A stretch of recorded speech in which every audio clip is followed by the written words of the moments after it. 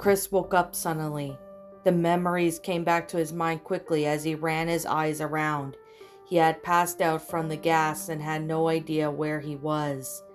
He tried to get up and he did, but with great difficulty.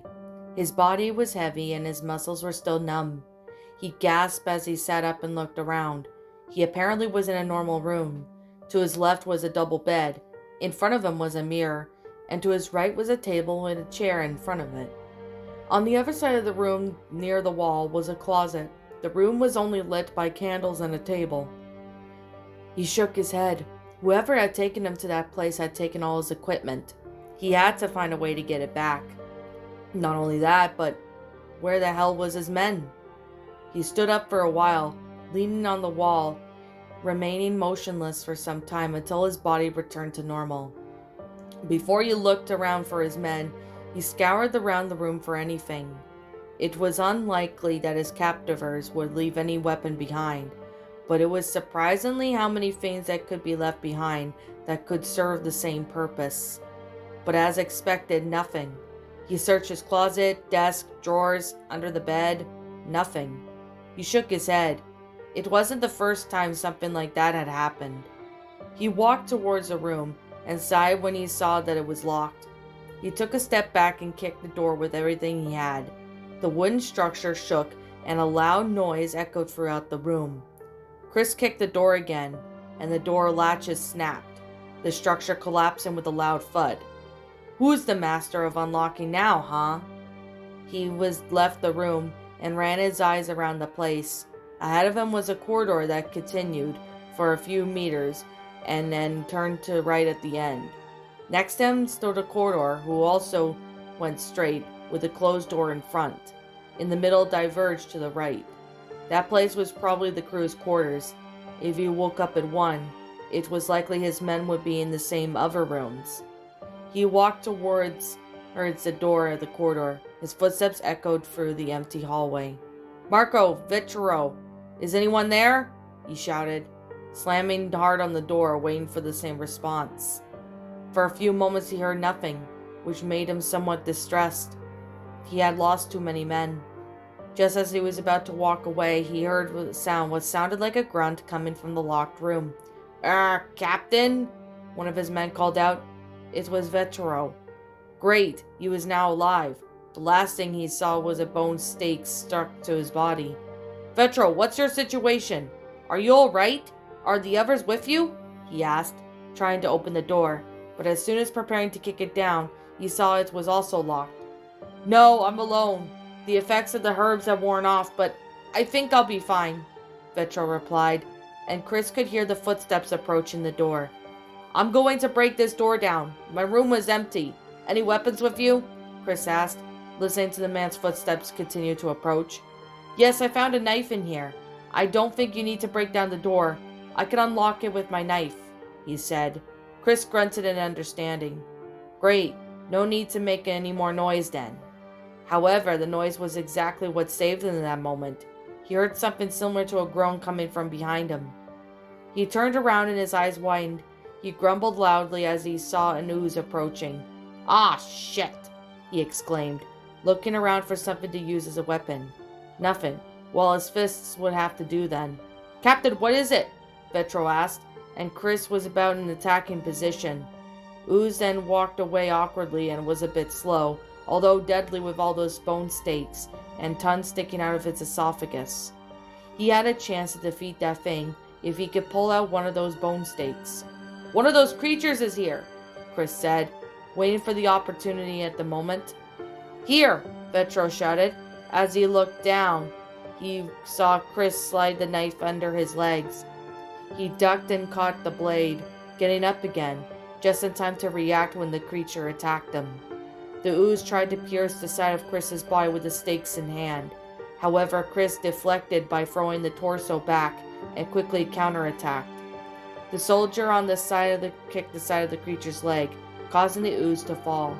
He then tried to stab the knife into the BOW's head, but the creature seemed to be in that position as a form of hunting for the moments.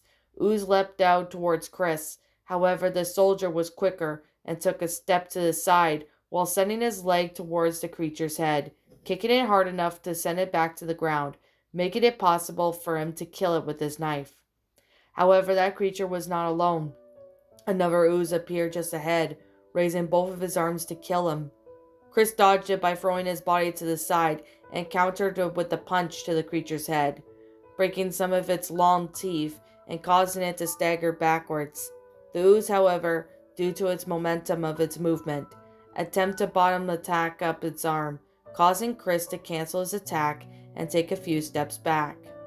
The creature leapt down towards him, fast enough that Chris had no way to dodge that small piece of space and fall to the ground. Redfield grunted as he felt the creature towering over him, and his eyes widened when he saw the leech-like tongue emerge from the creature's mouth. He gritted his teeth and quickly stabbed the knife into the ooze's head, causing the tongue to react.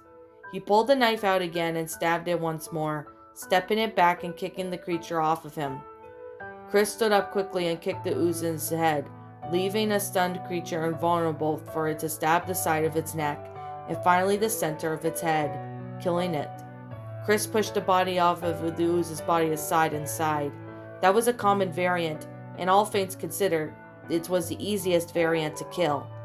But it didn't mean that it wasn't a dangerous variant. Before he could turn around, he heard what sounded like Vetro scream. "Ah, Captain!" he shouted, and Chris ran towards the door. "Vetro, what is it?" he shouted back. Hearing the characteristic roar of a ooze, Chris gritted his teeth and he threw the knife under the door. "The knife, Vetro! Get the knife!"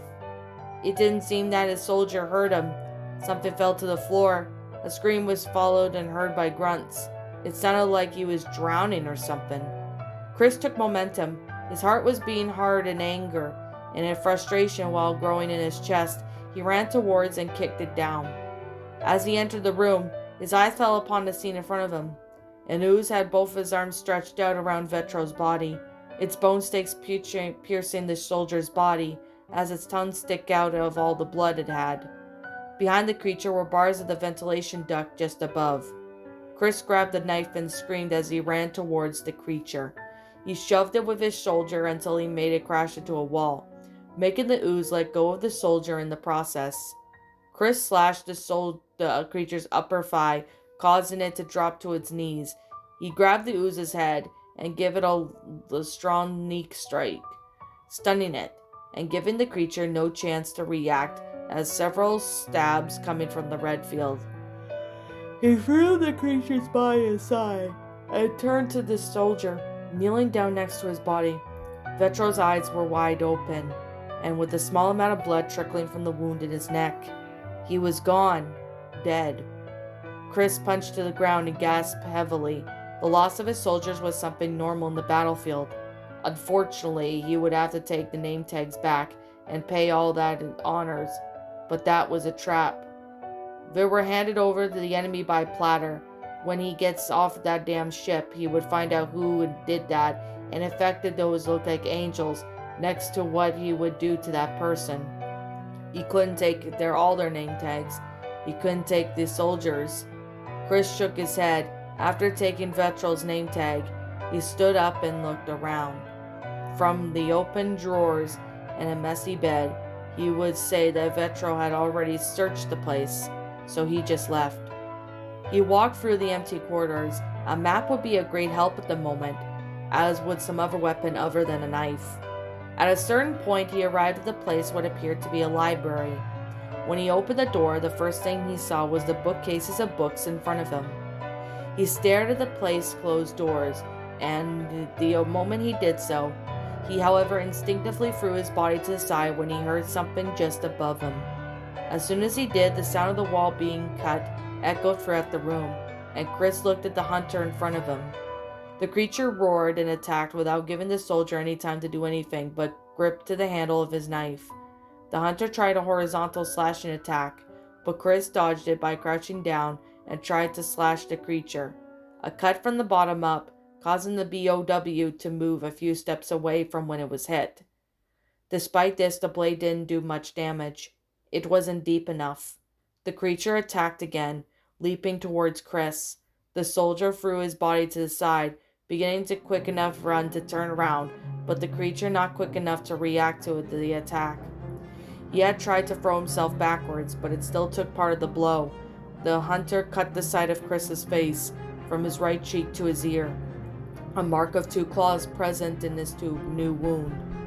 The soldier roared in pain and backed away a few steps, but as soon as he ignored the pain and advanced against the hunter, screaming as he approached. The creature tried to attack him again, but Chris dodged by throwing his torso to the side and countered it with a powerful punch to the hunter's face, followed by a hook what seemed to be its chin, and a hammered punch to the creature's head, leaving it vulnerable for Chris to stab it repeatedly in the back of the head.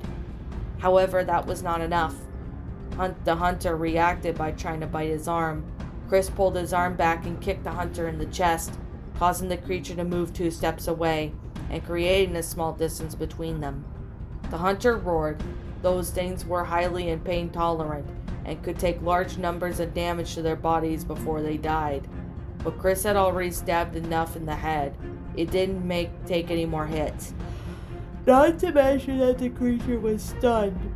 The blood dripping from its neck was 10 times more intense than the blood dripping from Chris's face. The soldier got into attacking position with his knife as he began to circle the creature. An idea had settled in his head. The hunter in turn also began to move in circular motion, never taking Chris out of its line of sight. At a certain point, Chris stopped moving, and so did the creature. Hunter attacked before Chris could do anything, but that was exactly what he wanted. Moments before he was pierced by the creature's claws, he threw himself to the side and landed a kick to the hunter's back, causing Ned to crash into the bookshelves, which due to the impact, swayed slightly before falling forward. Hunter roared in pain and prepared to strike again, but it was before he could do so. The bookshelf fell on top of it. Chris then took this chance and moved forward, but with the hunter on the ground, he was basically finished. Chris stabbed the creature's head until it stopped moving. The soldier sighed and grunted in pain. He could already feel the blood trickling down his cheek. His eyes stopped and his shoulder stained red. Fuck. With his knife cut off some parts of his military clothing, tied a makeshift bandage to his wound. It stunned and throbbed, but at least he didn't lose his head in the attack. Another scar for his resume. He walked through the library until he reached the front door, and as soon as he opened it, his eyes fell at another door at the end of the hall, a metal door with a small window. He looked at the door for a few moments and looked to the right of the corridor. He was surprised to see his equipment inside the locked room. Chris put the knife in his waistband and stepped away. Just another kick and the door went down. Just as he had felt that he could break through 50 more doors just like this before his anger subsided. The soldier rummaged through the equipment there. He couldn't carry much even if he wanted to. Too much equipment would only slow him down, and alone on that ship, and was certainly asking to die. He just grabbed his rifle, his pistol, all the ammunition he could carry, bandages, a bottle of herbal mixture, and would not drink the mixture now. Even he was wounded, but he would leave it for the moment he would need most likely to pass by. However, he did remove the clothes from his wound and put a bandage on his face. That would be enough for now. When ready, he left the room and walked to the end of the corridor that led to another room. Inside this room, he arched his eyebrows slightly when he saw the elevator. Great! He stepped into the elevator and pressed the button to go up the room bridge on the upper floors. When the door closed, Chris found himself in the internal conflict. He knew that he was capable of completing this mission alone. Even though no one had watched his back, he could focus on his enemies at 100% without having to worry about anyone in his unit getting hurt. A part of him wanted to go all the way, without the idea of arresting Norman. Yes, killing him for good. However, another part of him was crazy to sneak into HQ, surprise those sons of bitches who wanted him dead. He didn't know who it was, but he had a good advantage. A lot of free people he knew about that mission. O'Brien, the head leader of FBC Lansdale.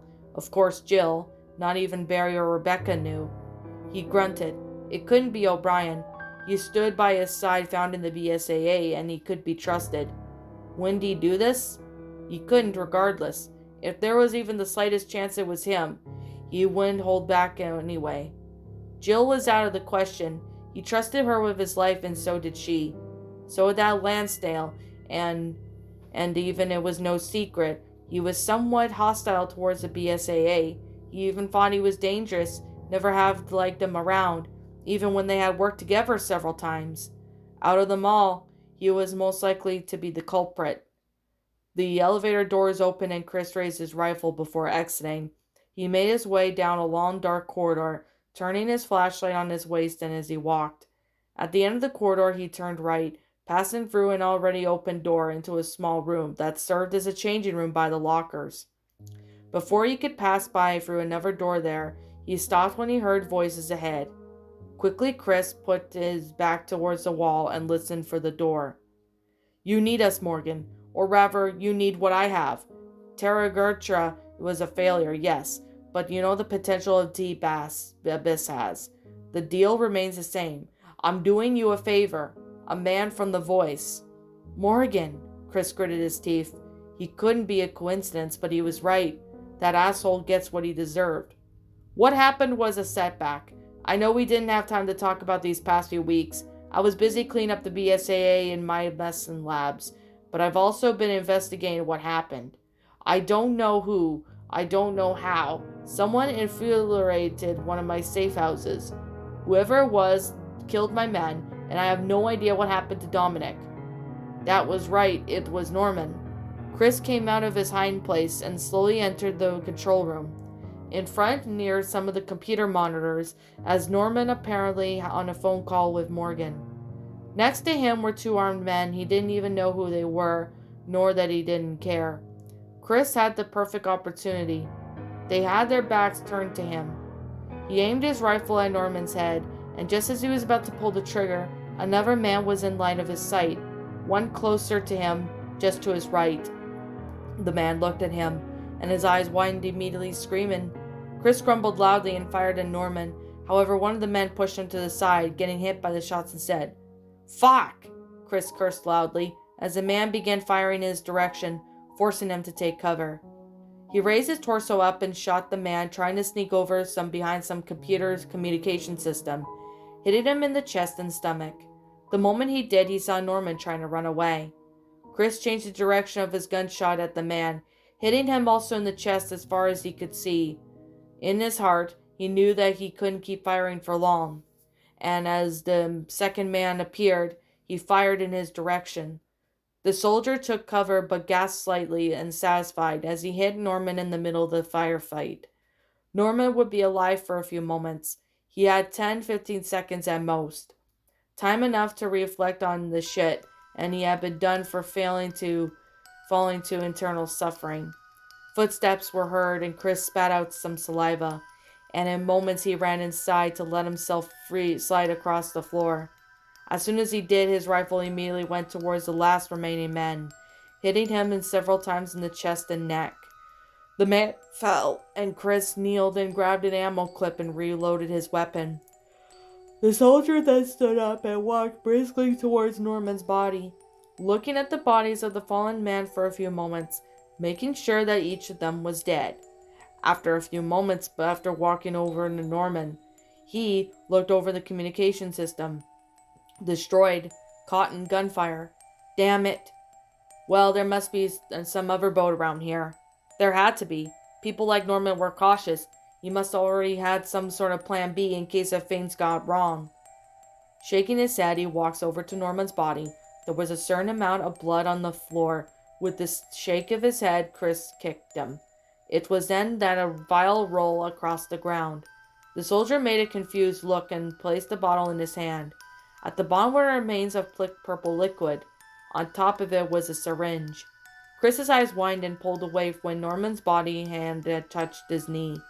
He raised his rifle, shocked to the transformation taking place before his eyes. Norman's arm began to grow in exponential level. His clothes began to tear due to the growth of his muscles.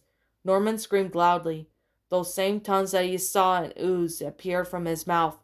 Each of them went towards the bodies. One even went out towards Chris, who slashed it with the blade of his rifle. He fired and squeezing the trigger of his gun until his bullets ran out. It didn't seem to have any effect. The tons violently pulled the bodies on the ground toward Norman, which grew larger and larger. They consumed clothes, flesh, skin, bones, everything. Norman jumped and crashed to the ground. The whole place shook. It had been slightly an older man that was now a complete monster. The creature that was Norman punched the ground, not just any punch, but a punch so hard that it made the ground could give away. Chris screamed in surprise and tried to grab onto something, but he could only try to protect his body and grunt as he felt his body crash against the ground. Again and again, Norman hit the ground, again and again, falling several levels until he finally had stopped. Chris coughed a few times, feeling the chunks of concrete fall on him and the sharp pain in his back. He tried to stand up, staggering a few times until he could stand. He raised his rifle again at the creature in front of him. There was nothing but dark that reminded him of Norman. In it, there was a totally different creature. That thing was huge. There were 2 limbs on his back, and that resembled fine wings. Its skin turned dark, and its face was nothing but a huge eye with a mouth and sharp teeth. His hand had long claws and fins between his fingers. In its chest, exposed heart was beating strongly. That thing must have been just as lethal as the possibility it was in water. "What the hell?" Chris grumbled, after watching the ooze appear on screen, as well as the same creature with the same place of its head. Being truthful, the situation was not very good at the moment. Norman, or anyone who had once been Norman, focused on his one eye on Chris, and then roared. A deafening roar that disturbed even the infected around him, so loud that it made the ground seem to shake. Chris moved his hands from his ears as the roar passed. Taking a deep breath, he prepared himself. This could very well be the last battle of his life. Jill and Parker made their way down the halls, following the sounds of roar and destruction and gunfire. Distress coursed through their chests as they ran. The floor shook again as they heard the sound of saw mixed with a roar. Opening the door, they descended the long stairs, reached to the promenade deck. What they saw made them both paralyzed for a few moments. There was some ooze approaching the man that was clearly Chris. Running ahead, the huge monster saw its attached arm was attacking the man, who dodged to the side and threw a grenade on the ground, running away before the grenade exploded. But what caught both their attention was that the huge humanoid creature, just before the grenade exploded, those flesh wings on its back beat violently against one another, and deafening noise disturbed with both agents of the infected. And in moments, the creature was far away from the explosion. Close to Chris, was about to attack him with its huge arm. Chris barely did take the ground, shook from the force of the creature. "What the hell is that? Did you see that thing? It just teleported!" Parker shouted. Startled and surprised, Jill didn't respond, as shocked as her partner. "Whatever that thing is, we have to help Chris," Jill said, running her eyes around. On either side, there were stairs leading up to the second floor of the place. She nodded and Parker waved on the stairs, and onto the left she climbed the stairs to the right. There were the 2 ooze at that bar, one by the window and one by the counter. The one by the window had its arm extended just the floor below him, and his body was protected by its bones in certain parts. Unlike other mutations, this one-shot's bones was more precision with cadence. Jill shot at the creature, hitting its back of its head. Out in the corner of her eye, she could see another ooze approaching. The creature near the window raised its arm towards her and shot the 3 bone stakes in a row. Jill dodged and threw herself forward, rolling onto the ground and coming face to face with another ooze. The creature attacked her with its arm, a blow from on top of the bottom. Jill then jumped over the creature, dodging the attack, kicked the back of the creature's ooze leg, and bringing it to its knees. She then put her pistol in the creature's mouth and fired, turning around and at the firing of another ooze, killing both creatures. She then ran towards the door and watched the creature run towards Chris. She raised her pistol and fired at the creature before it attacked Chris, causing the creature to miss its attack. Chris was surprised for a few moments, looking for wards who came to help him. "Get out of there!" Jill shouted, shooting at the creature that leapt at great speed towards him. Chris dodged to the side, managing to dodge a deadly attack, but not being fast enough to dodge the blow from the back of the creature's head, causing him to fly backwards and fall into the ground with a loud thud. "Chris!" Jill shouted for his name, watching Parker shot at the ooze near him. With that, she turned to the monster below. The creature only had a single eye and was now staring at where Jill was standing. She shot the creature, hitting the eye in its head, but her bullets seemed to have no effect. The creature didn't seem to feel the damage done. Jill gritted her teeth when she saw the creature leapt towards her. She turned and took off running, grunting as she felt the ground shake with destruction, follow right behind her. The woman looked back. The wall was destroyed. The creature passed through the concrete like it was nothing, the huge eyes still focused on her. Jill reached for the grenade, but before she could even remove the pin from the grenade, the huge wings on the creature's back flapped again, and the deafening noise dulled in her, making it difficult for her to dodge. She was going to die. However, the sound of the magnum echoed throughout the room. The creature took 2 steps back as the bullet struck her as it exposed hard in its chest. Another creature shot through the scene. The creature jumped back and raised its arm to protect itself from the shots. However, due to earlier destruction, the concrete below its feet just gave away, and the creature fell to the floor. "Second time already, Valentine," the same man with the mask said, approaching in stride, magnum ready in his head. "Should I keep score?" he said, looking at her for a few moments, until he looked away at the monster below who was already rising. "No, I hope not, but thank you, sir." She then left it there, waiting for him to say his name, just as he raised his magnum to the monster below, not even looking that he had heard her. "Names don't matter at the moment. Just so you know, I'm here to help. That's enough," he said, firing more at the creature. The monster raised its arm to protect itself from the shots. The flesh wings on its back slapped against each other. That deafening noise had returned. They walked away with their hands in their ears, trying to somewhat protect themselves. Chris tried to react, but the closer he got, the louder the noise seemed, and the more he felt as his head was going to split inside out. They blinked as the noise stopped, and his eyes widened in surprise of how there were 3 copies of the creature. "What the hell?" Jill asked. She felt strange, as if it were some kind of trance. The edges of her vision blurred slightly. 2 of those monsters went towards Chris and Parker, while another one jumped at them both. Jill and the other man's mask gritted their teeth and fired. However, their bullets went through, as if the creature was not there, as if it was just a hallucination. Both Jill and the men looked around at the other 2 creatures. Chris and Parker were also confused about which one to shoot. Jill clenched her eyes tightly. One of the creatures glowed its eye purple, and the other did no such thing, as it did just as she shot. It was a good tip of the day.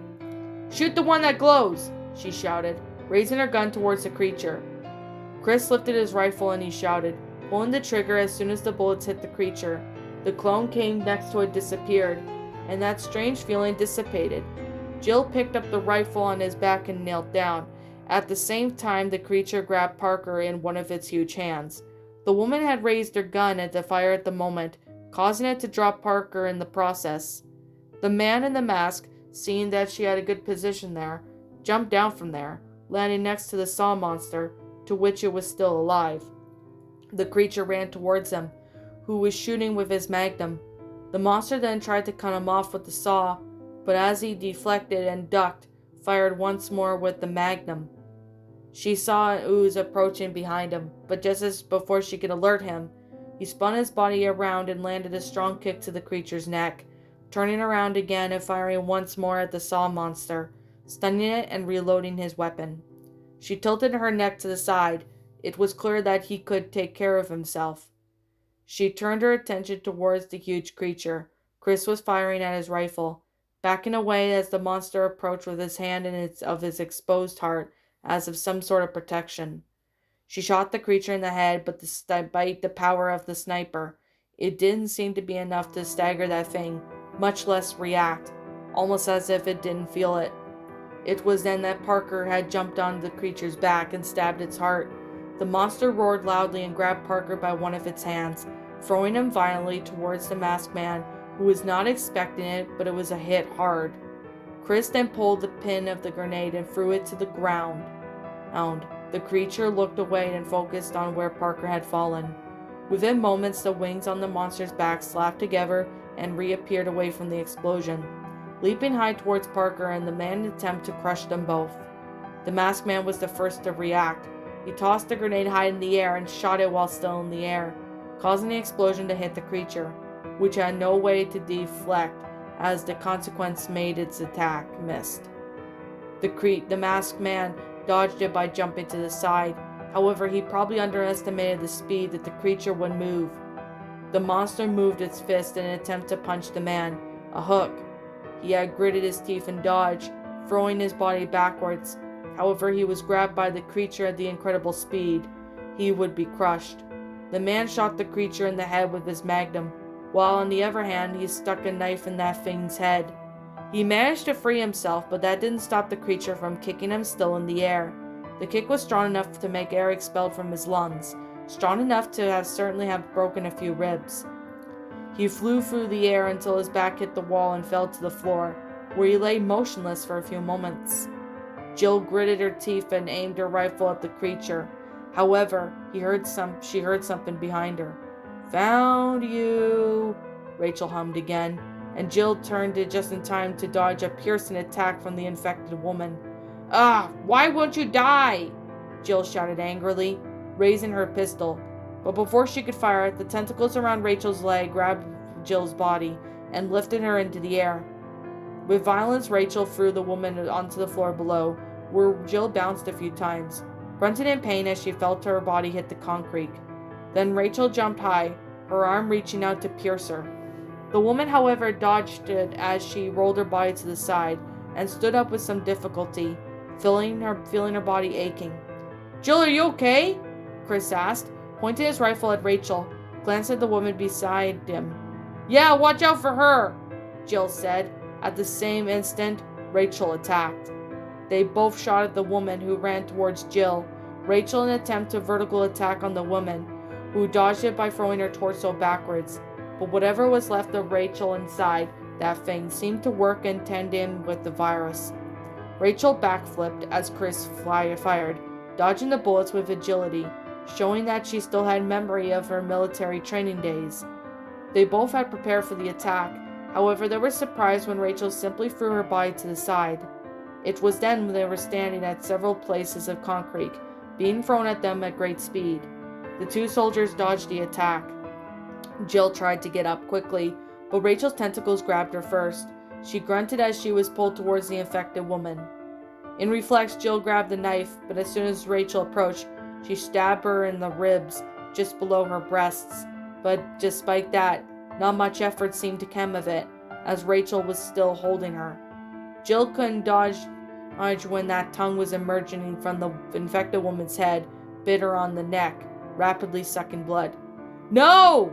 Chris shouted, shouting towards Rachel, who let go of Jill as she was hit by the bullets. Jill staggered a little, although she had been bitten only for a few moments. Rachel had sucked up a large amount of blood. She felt weak. Jill raised her pistol towards Rachel, who pushed her arm away and attacked her with her claws. The agent screamed in pain as she felt the claws cut into her belly. Not deep enough to kill her immediately, but deep enough to kill her if she didn't take care of it. Chris tried to run to Jill, who fell to the ground, but soon struggled to keep his balance when Norman started rushing towards him. Give me a break," he grumbled, picking up the light grenade and throwing it in front of Rachel. The grenade exploded moments before, and the fins on Norman's back slammed against each other. He disappeared for a few moments and reappeared behind Chris. Although he had expected it, it wouldn't really keep up with speed. But it wasn't only him who he waited for Norman to do that. Just before he attacked, a few shots exposed the heart of the creature, which roared loudly in pain and staggered back a few steps, kneeling to the ground. Chris glanced at Parker, who was standing with his pistol raised, panting as one of his hands to his ribs. He changed targets and began shooting at Rachel to get her away from Jill, while Chris shot Norman in the heart.